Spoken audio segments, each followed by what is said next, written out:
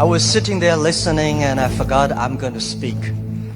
I'm getting so excited when we talk about innovation. It's something that in the past 20 years, people say, Jack, what are you doing? I call myself innovation. But most people say you're crazy. You're doing something never exists. And I'm very, very honored to be invited here today.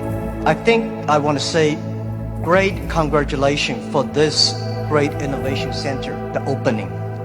I met Simon Paris, I think 10 years ago in Davos. I listened to his speech. His determination for innovation, leadership, courage inspired me. I would say many of the things that Alibaba doing that needs courage, needs determination, needs leaderships. So I think he is with us all the time. And I think this innovation center is also a gift for the 70th anniversary of Israel. 4 months ago, I came to Israel. This is my first trip to Israel. I came with 37 Alibaba senior executives. Why we came here? We got a lot of invitations, but the reason we came here because we had a huge debate among ourselves because of the competition, because of the pressure, because of all these things that are around us, the anxiety. And I say, let's go to Israel. When you are there, you know what competition means. When you're there, you know when the people surrounded you, how you can survive. And after 4 days, visited the government, companies, venture capitalists, and a lot of entrepreneurs, we learned 2 things. First is innovation. Second is chutzpah, the courage to challenge. And we find in Israel, innovation is everywhere. It's just like people, it's just like water, it's just like a food. It's so natural. And I think to not discuss about innovation is the innovation in Israel. People here all talk about this. In the past 70 years, from my experience, for what we learned, that Israel people proved one thing. Even you have nothing, you have anything, right? You don't have anything. But if you have brain, if you have heart, you can make everything possible. From my understanding, brain is the place where you hold the knowledge, education, training. The heart is the place where you hold the wisdom. And IQ is the brain and EQ is the heart. If you have a strong EQ, you may be easy to be successful, but people like you. You have a value, you have a friendship, you have trust. But if you have great IQ, it's very difficult for you to fail quickly. A lot of people easy to get success, but losing very quickly. That's because they don't have enough IQ. When IQ and EQ connected, that means when brain and heart connected, that is the knowledge and wisdom connected, that is called innovation. And I believe that if you want to be successful, you should have the good EQ. If you don't want to fail quickly, you should have IQ. But if you want to be respected, you should have LQ, the Q of love. And Israel has all these things. Israel has the best education systems. I had a wonderful discussion with the Minister of Education. I learned a lot, and I think this is the treasure. Israel is the country. They know the most precious resource in the world is not oil, it's not the gas, it's the human brains. You make the human brains great. And Israel also have the great life experience that very few countries in this world have. You combine these things together. And that is the secret source of magic of Israel's success. I'm very happy to hear that today the innovation is for better life. And this is Israel innovate not only for himself, not only for Israel, Israel innovate for humans, for the world. And this is the exact LQ we need. Today I come here to discuss about innovation. Where the idea come from? And people say, Jack, after 19 years in being an Alibaba founder and a CEO, what you've got? People say you got rich. I think the wealth I've got is that I've known and seen, met so many great people in the world. I remember one story.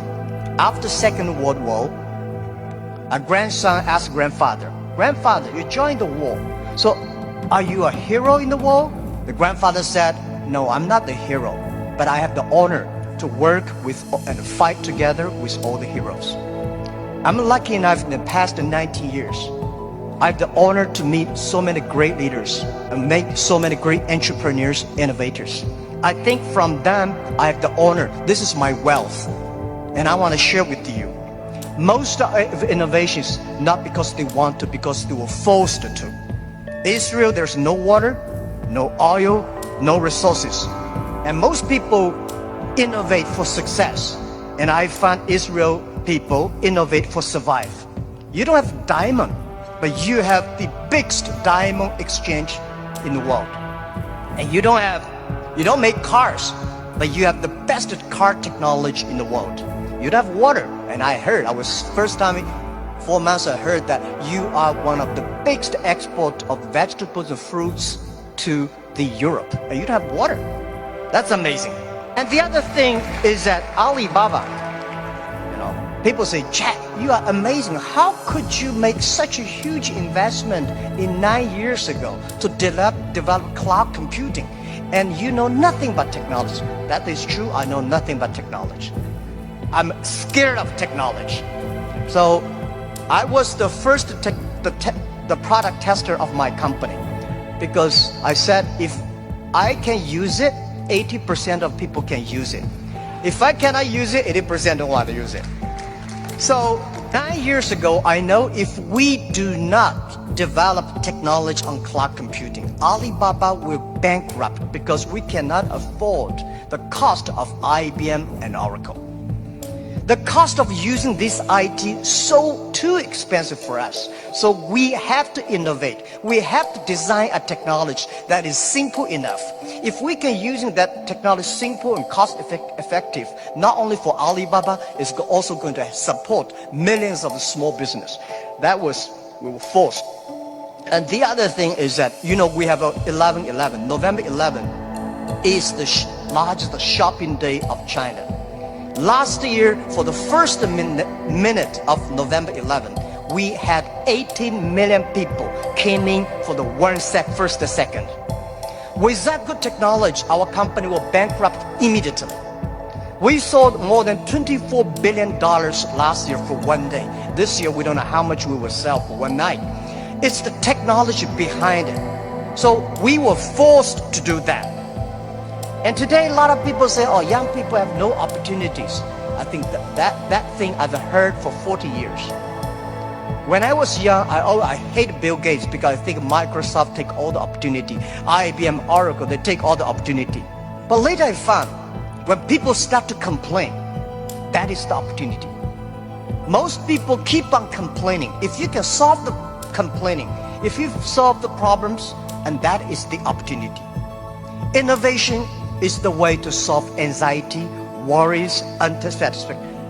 Innovation is for happier life. So we believe through the innovation, you can grasp the opportunity for success. The first technology revolution released the physical power of human beings. The second technology revolution released the distance. And this is the third technology revolution, release the human brains. Human beings, like Prime Minister said last night, we never satisfied with today. And the way to make yourself to change yourself, to embrace this challenge is called innovation. And I would like to say, who are those kind of innovative people? Who are these kind of people? I would say those innovators, they look like crazy, stupid, lazy, and even liars. When we started Alibaba, I tell the story about I went to Silicon Valley raising fund. I talked to over 30 venture capitalists. They say, crazy, Alibaba, stupid, crazy name, and e-commerce in China won't work because China has no internet, China has censorship, no credit card, no deliver, nothing else. So they think it's impossible to make. They think, Jack, you are coming here to tell a lie.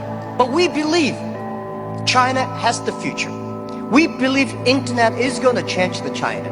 And at that time, e-commerce in American style is only supported big companies. We believe small business. And people say, small business, they don't make money. How could you make money from them? They're right.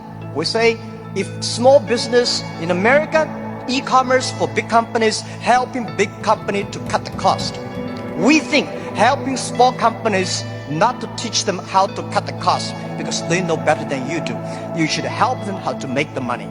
And washing machine. A lot of things are designed for lazy people. If people don't want to wash, they have a washing machine. People don't want to climb, they have the elevators. Even the iPhone came, a lot of experts of telephones said, how could this stupid thing? There is no even press buttons. When Bell started to sell his telephones, a famous newspaper in America tell the policeman, please arrest that guy because he's cheating the people. So innovative people are believers. Most people seeing is believing. People like us, we believe and we seal it. Innovators, they are not one person, they are a group of people. So when you invest in money in somebody, you should see, does this guy have followers? If you have a group of people who are crazy like him, that would be great. I remember early 2000, I went to the United States to talk about and make my speech about internet in the future in China. I believe internet population in China will be bigger than the USA. People say, that is not true. My reason was very simple. China have 1.4 billion people. USA have only 300 million people. Make everybody online, 300 million, right? So China has a huge potential for that. But one of the guys said, Jack, what you're talking about, internet companies should have values and mission, that is crazy. And I say, sir, please come to my company. So I came to Hangzhou, my company, spent 1 week, and the day he left, he said, Jack, I know you're crazy, but I found 100 people in your companies, they're all crazy. Crazy people don't think they're crazy, they think people outside they're crazy. So, and most of the innovators are not very successful people because successful people very difficult to change. I never try to convince successful people. They will tell you how they succeed, they will continue to do this. Those people who don't succeed, they always want to succeed. So one of the reasons why Alibaba succeed 20 years ago, we never try to convince those people who are successful. We try to spend time on the people who are 18 years old, 20 years old, they are not successful. So 20 years later, they become successful, we become successful. That is how we did it. Now most of the people who buy online, they are 35 to 40. 20 years ago, they only spent $2. Now they spend $3,000. That is the difference. Innovation has nothing to do with the technology. Technology is just a way to do. When we talk about innovation, everybody thinks, high technology. It's not about that. Innovation, everybody can do it. Right? Those people who do not know anything like technology, like me, we can find those people, rely on these people, try those people who have the technology. In our site, our Alibaba site, there's one guy selling shoes 48 inches only. And I say, how can this guy sell shoes for 48 inches? And we find out he's very innovative because people with 48 inches feet, difficult for him to buy shoes in the shops. There's only one on the online.